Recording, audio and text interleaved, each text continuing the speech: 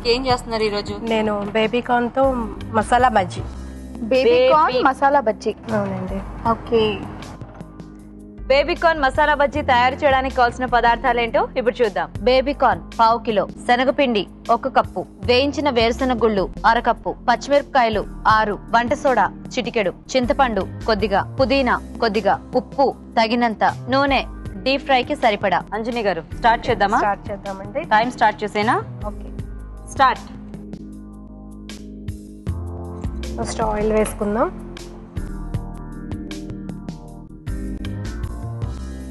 అవును, ఏంటి మొత్తం వీటిలో పెట్టేశారా? స్టఫ్ చేశానండి. ఈ పేస్ట్ని ఇంట్లో స్టఫ్ చేయాలి.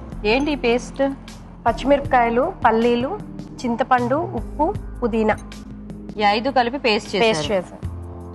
ఇవి బేబీ కార్న్ ఉడికించొద్దు, ఓన్లీ మామూలు పచ్చి వాటర్లోనే ఇలా స్టఫ్ చేసుకోవాలి మనం. మధ్యలో కట్ చేసా? అవునండి. ఓకే, శనగపిండి కూడా కలిపేసి పెట్టుకున్నారా? Very good.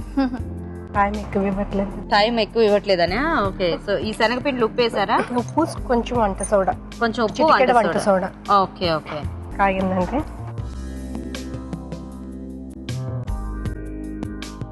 నూనె గీత ఏం చెప్పకే, నేనేం చెప్పను. అయ్యో కాగలేదు, మీరే కాగిందని చెప్పారు. నేను చెప్పాను, మీకు వినిపించిందా? మీ మనసులో మాట్లాడానా? అంటే ఎప్పుడైనా మీరు ఇంట్లో వంట చేస్తున్నా లేకపోతే ఇలాంటి కాంపిటీషన్ లో చేస్తున్నా కొలతలు తీసుకునేప్పుడు కానీ, సో వాటర్ క్వాంటిటీ పోసుకునేప్పుడు, ఇలాంటి చేసుకునేప్పుడు కానీ పక్క వాళ్ళని కూడా ఎప్పుడు కూడా నమ్మకూడదండి. ఓకే అండి. మనం ఇప్పుడు డైరెక్ట్ గా సర్వ్ చేసుకోవడమేనా? అంతే. ఓ,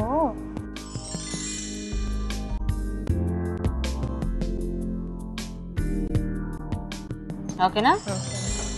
వేడివేడిగా బేబీ కార్న్ మసాలా బజ్జీలు రెడీ అయిపోయాయి. టైం ఏమో 7 minutes 56 seconds అయింది. అంజలి గారు, మీరు బేబీ కార్న్ మసాలా బజ్జీ చేశారు కదా, మసాలా అంటే మీరు ఫిల్ చేశారు కదా, ఆ ఫిల్లింగ్ కూడా కొంచెం కుక్ అవ్వాలండి కదా. మాకు కొంచెం అది రాగా అనిపించింది. అండ్ ఆ పూతపిండి కూడా ఇంకా పల్సగా కొంచెం కార్న్ఫ్లవర్ వేసి కొద్దిగా, లేకపోతే బియ్యపిండి, ఒక స్టార్చ్ అనేది ఒక 10% ఉండాలి అందులో. మీరు శనగపిండి తీసుకున్నారు కదా, ఒక 10-15% స్టార్చ్ కూడా ఉంటే క్రిస్పీగా బాగుంటుంది.